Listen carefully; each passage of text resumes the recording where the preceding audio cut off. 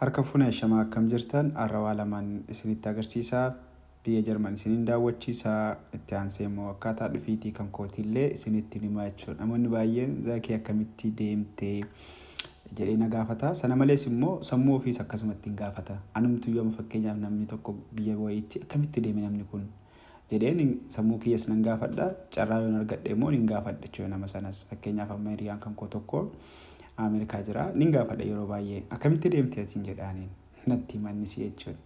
So ani sarraa isinitti himaa jechuudha akkaan itti biyya Jarman dhufee mudannoolee jiranus isinitti himaa biyyas akka gaariittiin isin daawwachiisaa jechuudha. Magaalaa isaa baadiyyaa isaa akka gaariittiin isin daawwachiisaa.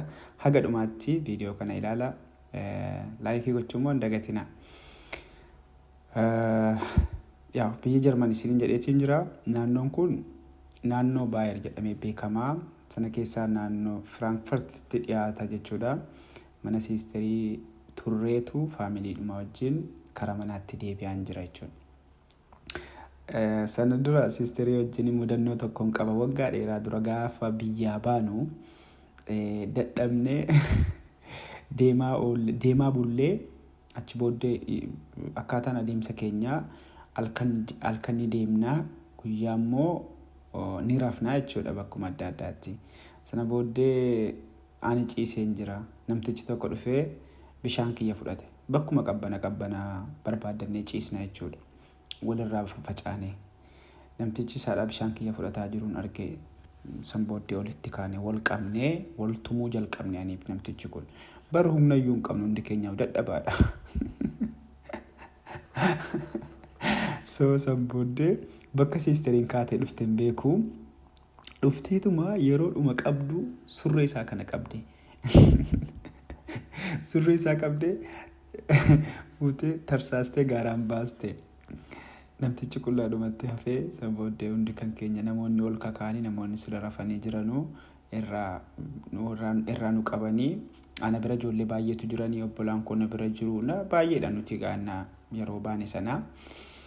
So mudannoo kanan qaban ture siisteriin baay'ee kormeedha cimtuudha namni abbaan fedhe osoo isin jirtu maqaa kiyyan dha'u. So gaachana kiyya turte jechuudha. Isii bira tureetiin deebi'aa jira. So akkamitti biyya kana dhufee ani karaa lafaatiin hin dhufee so jalqaba Suudaaniin dhufeen.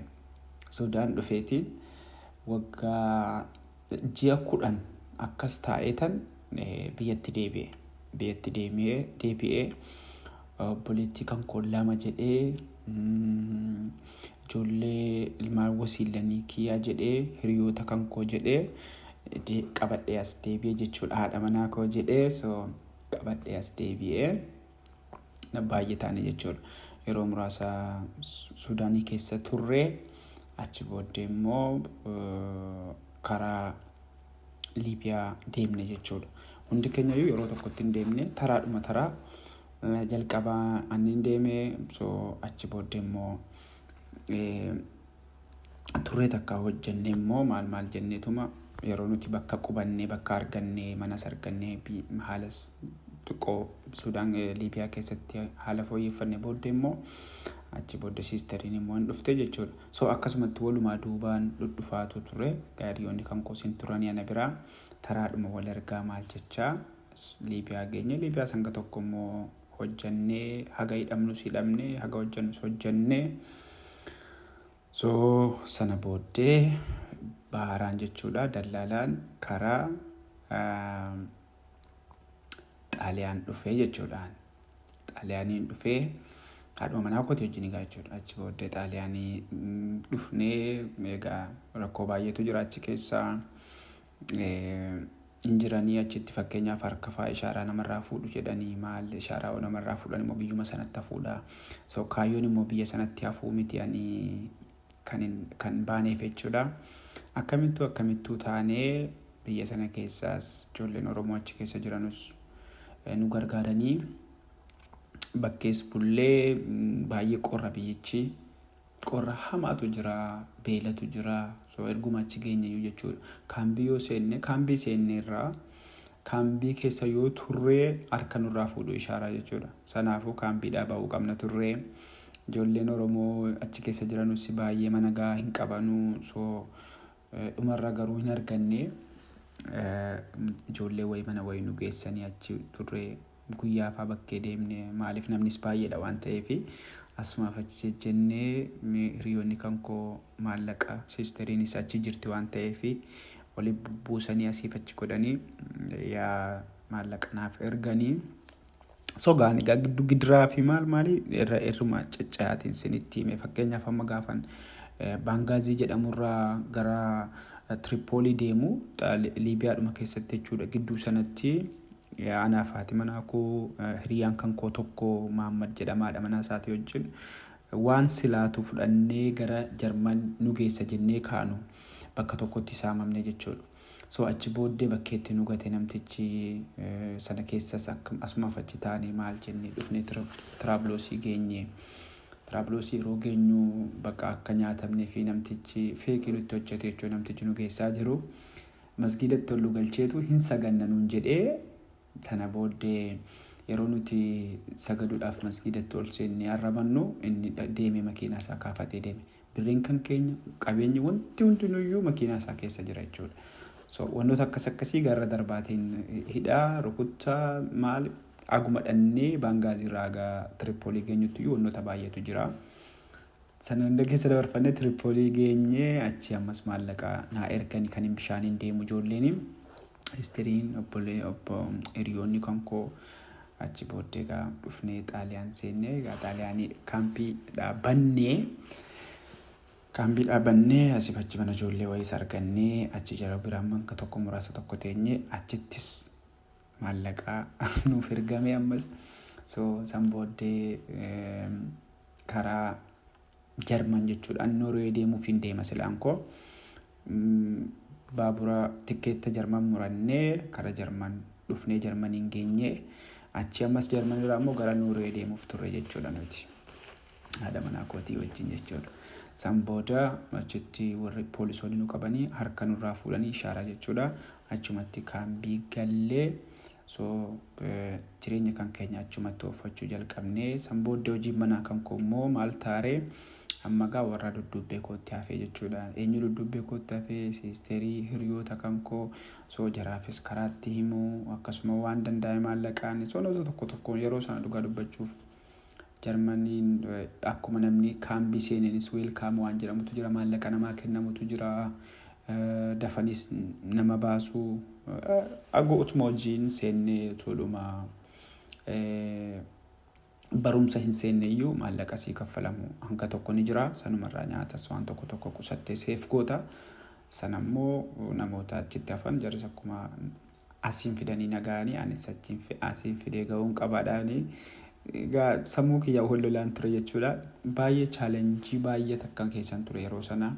Tokkoffaa ijoolleen warri na gargaaranii taraa wal gargaaraa dhufne garuu taraa fakkeenyaaf ani Liibiyaan dhufee miti jalqaba Liibiyaan dhufee Liibiyaarraa immoo anatu fudhatee gara Xaaliyaan na erguu achi ani immoo asirraa immoo ani fudhachuun qabaa so gidduu kanaan immoo abbaan kan koon dhukkubsatanii sanaaf maallaqa guddaa barbaadamaa bakka chaalenjii bakka dukkana tokko ture anaaf barri 2014 hedduu asii ijoolleen maallaan jedhuun jedha jaraanis dirqama wantoota tokko sirreessuuf hin qabaa biyyatti abbaan koo dhukkubsatanii rabbi isaaniif dhiisuu kaansarii qabamanii yeroo sana maallaqa guddaa gaafatameera jara isaaf immoo waan tokko gochuun qabaa maallaqa hiriyaa kan koo tokkotu jira asitti kan kana duraan dura dhufee jiru aynii magarsaa jedhaniini $700 qaban tureyanii san booddee isarraa liqeeffadhee maallaqa liqeeffadheetiin birrii $100 son taane birrii Itoophiyaa 100 yeroo sanatti guddaadha 100 jechuun so birrii sana ergee maal jedhee abbaan koos akka yaalamu mana yaalaa akka dhaqu garuu deemees waan akka kaansariin biyya beekan namni biyya keenya dafee mana yaalaan deemu erganii qaama isaa hunda fixeetu dhaqama. Yaa isaanis hafuu hin dandeenye alhamdulillah rabbumatti sabbaree gaachi ammas hojii manaa koonni itti aanu immoo warri kun dhufanii as ga'uudha. So walumaa galatti galanni isaa haa ga'u akkamittuu taa'ee hundumtuu nagaadhaan isan maallaqaan danda'us gargaara, isan yaadaan danda'us gargaara, karaa sitti hima maal jedha. Alhamdulillah rabbil alamin bakka ammaa kana geenye tasgabboofnee biyya kana jiraachaa jira jechuudha. So gabaabumatti yeroo kaan bal'inaan isiniif hima. Wantoota jiran gidduu sanatti challenge jiran haala kan maal akka ta'e baay'inaan isiniif hima yeroo biraatti. Haala kanaan dhufnee alhamdulillah sisteriin isas keessee so anis asitti erga dhufee ilmaan 2 horadhee sisteriin isas dhuftee ilmaan 3 horattee alhamdulillah baay'ee tokko akka faamilii abbaa manaa isiitiin illee akka soddaatuun isaanii akka hiriyaati. So Suudaanitti heerumte siini haala kanaan dhufnee jechuudha. Fiitiin haala kanaan walumaa galatti yookiin iskoolaarii yookiin waa wayiitiin dhufneeni karaa lafaatiin biyyee nyaadhaa hidhamaa wanti yaadadhu keessaa yeroo Liibiyaa keessa ture akka malee billaa jaalladhaani. Billaa jaalladhaa. So jaalladhee miti garuu ko jaalladhee osoo hin taane haaluma biyya sana keessaati. Yaa bakka fakkaani fuudhee nama fuudhee jirudha. Dhamanaa kiyyaa wajjin hin jira osoo bakka hin jira miti. Osoo hin jiru namni tarii dhufee itti dubbata yookiin wantoota baay'een jira. So kanaaf yeroo hundumayyuu ani Liibiyaa keessaa gan jiraadhee lubbuu kiyyaa bakka persentuma 5 qofaan qabadhee deemaa ture jechuudha. Osoo namni na biratti dhufee see tuqee osoo bakka jalqaba ofiin kennaadhaan hin deeman ture jechuudha. Yeroo sana soo garuu alhamdulillah rabbil alamin anarras ta'e namootumaan beekurraa wanni akkasii alhamdulillah nuquun namni jechuun rabbii galanni haa ga'u. So walumaa galatti akkaataan dhufiitii kiyyaa kana fakkaata. Iskoolaarii yookiin waa wayiitiin hin dhufne. Iskoolaarshiippii maali kana hin beeku jechuudha. Lafaaniin dhufee isiniin jechuu barbaada. Liibiyaa keessattis hidhamee naannoo ji'a 6 hiriyoota kootii wajjin. So sanuma hundumayyuu alhamdulillah rabbil alamin wanni tokko rakkinni kamillee nama quunnamaa hin beelaa masiin dheebota masii garuu waan sanarratti challenge godhanii of amansiisanii keessa ba'uu waan guddaadha. Waan tokko wanta isin barattanu keessa waan takka waan isinitti himu biyya ilaalaa jirtanimi namatti tola biyyi magariisa baay'isa gadeedha. Kun immoo yeroo mana hidhaa jiru sana hiriyoota kan kootii wajjin hin jirani. Muhiddiin isheetu jennaan ijoo hidhamne akkasuma Miftaa faayinaan Sisaay ijoollee 3 akkas hojii hidhamne. So hidhaan sun hidhaa abdii nama murachiisu ture. Hidhaa bara itti baatu hin beekne biyya mootummaa hin qabne keessa ture. So kanaaf maallaan jedhu hiriyoonni kan koo biyyatti deebinaa naan jedhu yeroo hundumaayyuu biyyatti deebina. So biyyatti deebuu kan dandeessu immoo yoo Suudaanidha jettee himattee gara Suudaanis deebisuu danda'ani jarri sun jechuudha. Kanaafuu jarri waardiyyaan maalluun jedhu yoon baanaa gaafa jennuun maybe waggaa 20 waggaa 25 mi'a kana ta'uu danda'a biyya kan keenya seeraan ala seentanii nuun jedhu. Waan abdii nama murachiisu tokko garuu takka abdii muradhee hin beeku waan takka biyyatti hin deebi'a jedhee hin beeku. Hiriyoonni kan koo yeroo hundumaayyuu hin deemnaa biyyatti deebinaa kana siif goonaa baajaajii siif binnaa akkasii goonaa naan jedhu yeroo hunda naa baabbaloo jechuudha. No hin deebi'u abadan. Maaliifiin kana hunda akkasitti garaa jabaadhe rabbi isaaf hadhiisuu abbaan kan koo gaafan biyyaa ba'uu gorsa tokko naa kenne. Maallaan jedhee deemuudha yeroon hin murteessu abbaa kan koo baadiyyaa deemeetan nagaatti dhaammachuu dhaqe.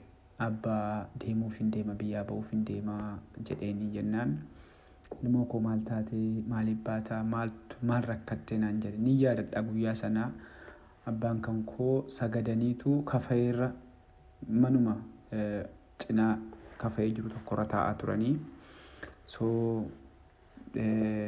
abbaan koo maangoo jaallatu maangoo qabadhee fi hin deemee maal taate maal rakkattee naan jedhanii maa bakka namoota baay'ees argee maayyuu so asitti jijjiiramuu hin danda'uun jedheeni abbaan koo waan namni tokko namaa godhu naa godhee jira. Mana naa kennee jira. Fakkeenyaaf yeroodhuma sanatti fuudheen jira. Mana naa kennee jira. Waan ilmoon abbaan ilmoof ta'u tokko naa ta'ee jira jechuudha. So wantoonni baay'ee natti hin jiranu. Haa ta'u garuu an hawwiin kan koo qabeenya horee akka gaariitti jiraachuudha jechuudha. Nan socho'aa asii fachiin fiigaa akkan fiigu sanatti agan socho'u sanatti jijjiiramuu hin dandeenye. So sababaan kan koo guddaan tokko kana jechuudha kan biyya na baasuuf ka'e. Kanaaf nan deema malee jettee ilmoo koo jedhani. Rakkina kan kee rakkinaan fixii naan jedhani. Rakkina kan kee rakkinaan fixi. Yeroo kana rakkinaan fixi jechuun maalii jedhee gaafadhe abbaa kiyya. Argitee naan jedhani.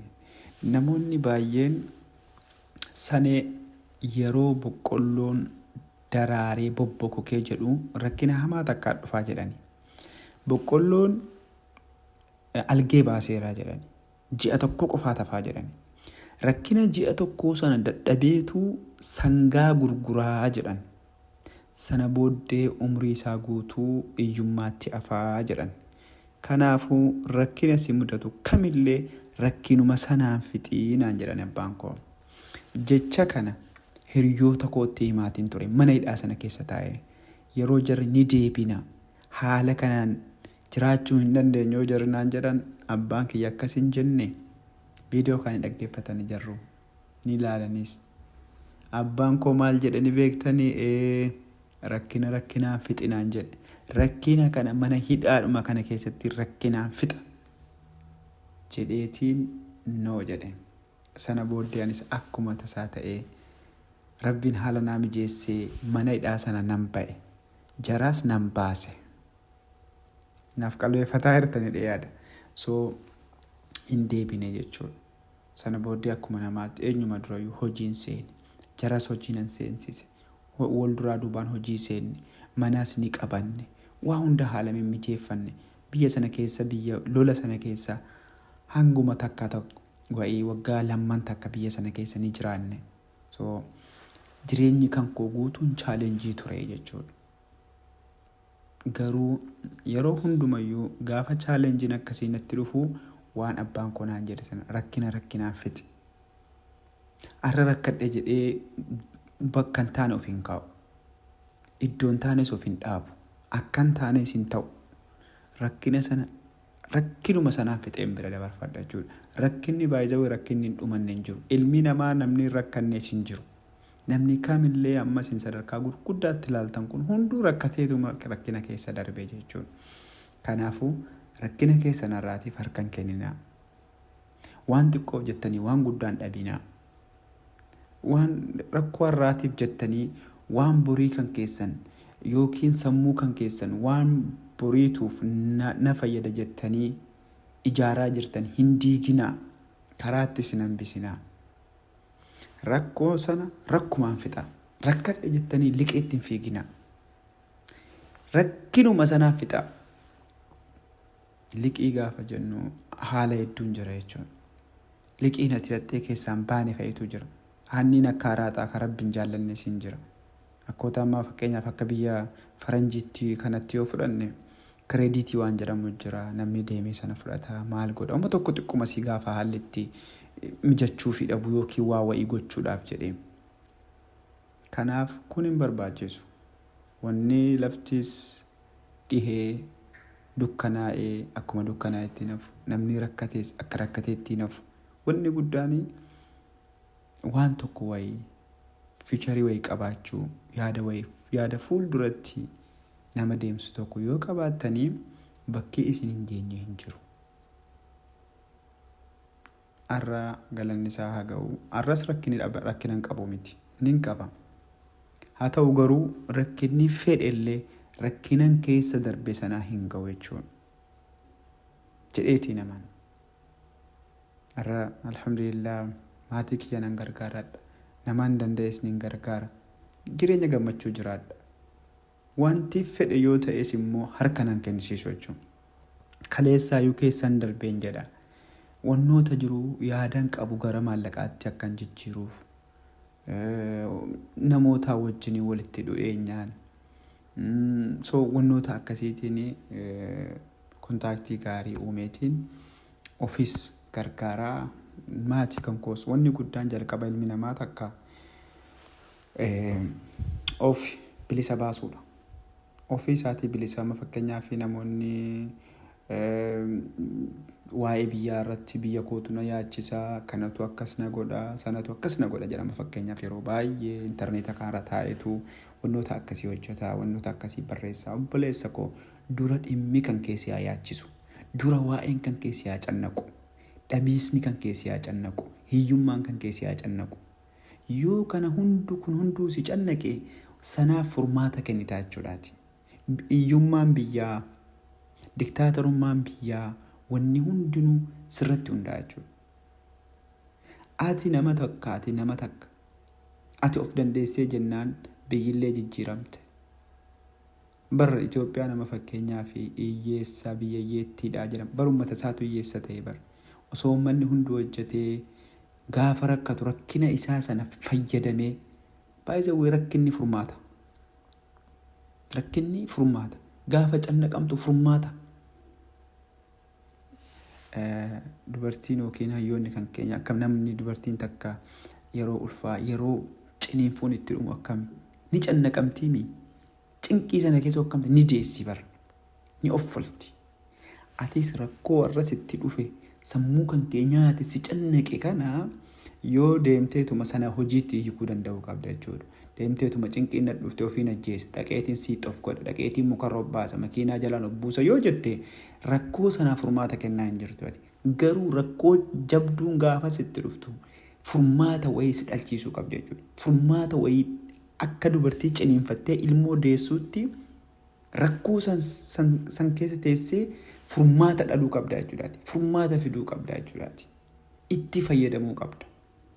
Malee rakkoon cinqiin istresiin wantoonni adda addaa kuni dhufanii karaarraa simaqsanii manatti kan ol si galchan ta'uu hin qabu. Rakkoon mataan isaatu furmaata waarawaa si fidee dhufa jechuudha. Fakkeenya biyya keenya fudhanna fakkeenyaaf biyyi gaafa diktaatarii ta'uu mootummaan tokko gaafa diktaatarii ta'uu maal ta'a? Uummanni gadi ba'a fakkeenyaaf. Gadi ba'ee falmatee furmaata wayii fida. Rakkoo akka dhuunfaatti sitti dhufu. Fakkeenyaaf maatii kan kee jalaa minaan haa badu. Maatiin kee rakkoo keessa jirani. Ati asii wantoota adda addaa biyyuma alaa kana jiraadhu. Ati immoo asii dhimma adda addaatiin qabamtee jirta. Konkolaataan kan kee waa ta'e yookiin haalumti hundi kompiiliitii sikkaa jijjiiramee jira. So kana keessa teessee maal gochuu qabda? Karaa hundaan affanamte maallaqa hin qabdu hojiidhaa baate fakkeenyaaf. Achi keessa teessee of dhaggeeffachuu qabda jechuudha. Karaa wayii furmaata wayii ofitti barbaaddachuu qabda jechuudha. Ofitti gaddeebitee ofitti gadditee carraan kan koo maal rabbiin maa akkanatti na uume maalumaan itti balleesse jettee karaa sammuu kan kee gadhiisura sanatti fayyadamtee okay maal fiduun qaba maal uumuun qaba maallaqni kiyya naqa gahaan jiru hojjedhaan jira akka namaatti garuu maallaqni na gahaan jiru maallaqni kiyya barakaa argachaa jiru akka maal gochuun qaba. Barakaa dhabee keessaa baasii nama rakkataa gargaari wallaahi. Yeroo tokko mudannoo tokko isinitti hima. 2015 fakkaata maallaqa hin qabu isuma dhugaati. Hin qabuun ture garee wayii geessanii na galchanii sheeka tokko boo'uun arge boo'eetu masgiida takkaan nurkatti liqimsamee jedhee boo'a. Bakka jechuun hedduudhuma jedhanii nama takkaatti na galche mucaasiifan jedhamu tokko hedduu tokko bakka baay'ee garaa na nyaate. Ol deemeetiin birriin hin qabu laalee birrii 50,000 qaba. Fuudheetumaan kenne birrii kana. Mee rabbiin birrii kana eessaayyuu fuudhee eessaayyuu ji'a tokko keessatti birrii kanaa deebisu jedheetiin qalama kiyya qabadhee barreessee guyyaa sana. Akkamitti akka dhufe isiniin himu wallaahi guyyaa muraasa keessa birrii sana nin deeffadheen karaa halaal ta'een so gaafa birrii nama barakaa dhabullee akkas sadaqaa kennuudha. Inni biraa gaafa akkuma kanatti birrii dhumti kun dhufeetuma waa walitti namaa qabachuu dhabe yaanni namaa kunillee hiraarii akka tokko ta'amu furmaata hojii jijjiiruun furmaata takka hojii dabalataa hojjechuun furmaata takka so furmaata itti barbaadu jechuudha waan takkatti. Kanaafuu akka chaansiitti itti fayyadamuu qabda jechuudha. So yeroo hundumaayyuu yoo cinqeen qabaanne maal taata achumarra teessu jechuudha. Bakkuma jirtu sana jijjiirama biraa wayiin agarsiistu. Garuu rakkoon akkasitti dhuftuun furmaata qabattee dhufti. Furmaanni immoo waan biraa miti jechuudha. Ati yeroo sanatti akka rakkataa jirtu bartee gatteessee of dhaggeeffattee itti yaaddee furmaata takka lafa kaa'udha jechuudha. Birriin si hanqatee soo hojiin kan koo kun hojii akkamiin hojjechaa jira? Jetti akkamiin argachaa jira? Baasiin kiyya'oo. Kanaafuu baasiin kiyyaa fi gabiin kiyya yookiin wanti argadhu galiin kiyya waliin madaallee hojii biraa barbaadachuun qabattee murteessite jechuudha. Akka yoomittiin akkasitti ji'aa fi ji'atti birriin nan qaqqabne, birriin nan geenye jedhaa jiraadha jettee maal goota? Furmaata barbaaddaa jechuudha. Deebista maallaqa xiqqaa lafaa qabda. Hojiirra immoo ni jirta.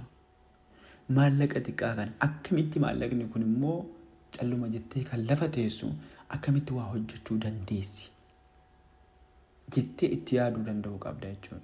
Keessaa yoo barattee yoo jiraatte karaa adda addaatiin karaa sooshaal miidiyaa kanaan bilbila gaarii bitattee kaameraa gaarii godhattee hojjechuu dandeessa yoo sa'aatii qabaatte fakkeenyaaf sa'a 8 hojjetaa sa'aatii 2-3 immoo karaa biraatiin argachuu dandeessa maallaqa. So furmaata akkamittiin jijjiiramuu danda'a jettee akkati yaaddu si godha malee cinqii yeroo sitti dhufu akkati abdii si murachiisu gochuu hin qabu jechuudha. So kanatti fayyadaman yeroo baay'ee jechuudha. So magaalaa daawwachaa jirtan jedhee yaada. Kanaafi hundumti keessanuu rakkoon gaafa isinii dhufu abdii murinaa. Rakkoon sun kan furmaata isinii fidu ta'uudha qaba. Namaaf gaarii yaada, gaarii hojjedhaa.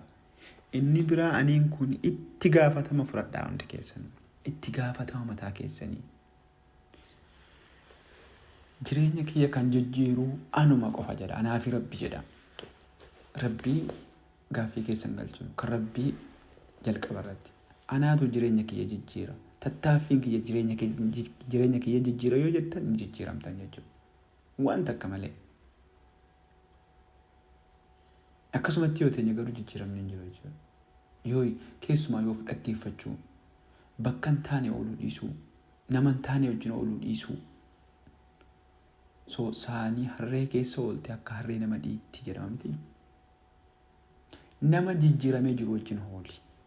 Nama waan gaarii irra jiru wajjin, nama bakka gaarii jiru wajjin ooli. Oolmaa kee gaafa sirreeffatte atuu sirroofte. Namni miliyoonara 5 wajjin oolee miliyoonara 6 isaa jedhanii miti rakkeenyaaf jechuudha. So yeruma hundaa gorsas yoo ta'e maalis yoo ta'e nama si olii irraa dhaggeeffadhu. Fakkeenyaaf amma namni haadha manaa gadhiisee jiru tokko hiree ta'uu danda'a. Waa'ee akkaataa haadha manaa wajjin jiraachuu yoo si gorsee loojik namaan fudhatamu. Fakkeenyaaf namni hiyyeessi tokko dhufee yoo akkaataa itti maallaqa argattu yoo sitti mee namaaf hin fudhatamu. Inni maaliif hin arganne karaa sanaan jechuu dandeessu. Walumaa gala oolmaa kan kee bakka nama jijjiiramanii ooli. Bakka nama jijjiiramanii jiran dhaggeeffadhu. Gaafa kana osoo ati hin beekne sammuun kan kee jijjiiramaa jechuun. Wanni guddaan sammuu ofii duroomsuudhaaf jalqaba irratti. Sammuu kan kee duroomsitee jennaan ati duroomte. Warri gaafa barataa turtanii qormaanni gaafa dhufu ni qo'attanii miti. Qo'attanii sa'aatii sanaaf siniif hin galle homaa. Bakka ani calluma jedheetiin qo'adha malee homaa naa galaan jiru jettanii yaaddanii hin beektu. Yaaddanii hin beektanii garuu gaafa qormaanni dhufu wanni sun qo'achaa turtan hundinuu dhufee sammuu keessan keessa dhufa. Wanni sun siniif galee jira. Sa'aatii sanaaf garuu isin naaf hin galle jettanii yaaddu. Garuu koo sinii galee jira. Kun maanni sammuun kan keenya waan seef godhu qaba.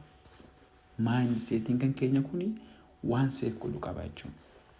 Kanaafuu bakka badaa negatiivii yaada babbadaa dhaggeeffachaa yoo oollee nuti osoo hin beekne badaa taanee lafa teenya jechuudha. Sammuun kan keenya badaa ta'a jechuudha. Waan gaarii gaafa dhaggeeffattu, gaafa ilaaltu, asuu osoo ofirratti hin beekne atuu nama gaarii taateetta. Nama biizinasii waa'ee biizinasaa dubbatu, nama waa'ee jijjiiramaa dubbatu yoo hunda dhaggeeffattu yookiin kitaaba isaa dubbistu atuu yoo osoo hin beekne atuu nama jijjiiramaa taate, atuu jijjiiramtee jirta jechuudha. Sammuun kan keenya sammuu dhokataatu jira jechuudha. Wanni kamillee kan seef godhu. Bari amma fakkeenyaa fi kanaaf fakkeenyumti salphaanii ganama hirribarraa amma fakkeenyaa fi ganama hirribarraa sa'aatii wal fakkaataa yoo torban tokko torban lama yoo kaatan yeroo dhimmaaf jettanii jechuudha. Yoo dhimma hin qabaanne illee sa'aatii sana sammuu kan keessan ofumaa isin dammaqsa miti. Kanaafuu maal gochuu qabdan? Bakka gaarii ooluu, nama jijjiiramee jiru wajjin kitaaba gaarii dubbisuu. Wantoonni amma sooshaal miidiyaa kanarratti yeroo hunda negatiivii namoota negatiivii dubbatan, namoota negatiivii waanuma oduu irrattis ta'e waan hunda irratti ta'e sana yoo dhaggeeffanne nuti illee sammuun kan keenya kun negatiif ta'a jechuudha. Poozitiivii yaaduu, poozitiivii dhaggeeffachuu, waa'ee biizinasii akkamittiin seenaa dhaggeeffachuu, dubbisuu, sanarraa muuxannoo argachuu. So gaafa kanaa nutis nama muuxannoo qabu keessaa tokko taana, nutis nama jireenya isaa jijjiirrate keessaa tokko taana. Kana isiniin jechuun barbaada. So galatoomaadha.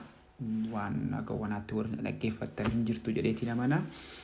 Kana keessaa wanni isiniif ta'e na beeksisa. Galatoomaadha. Obboleessa keessan Zakkii Iluuti.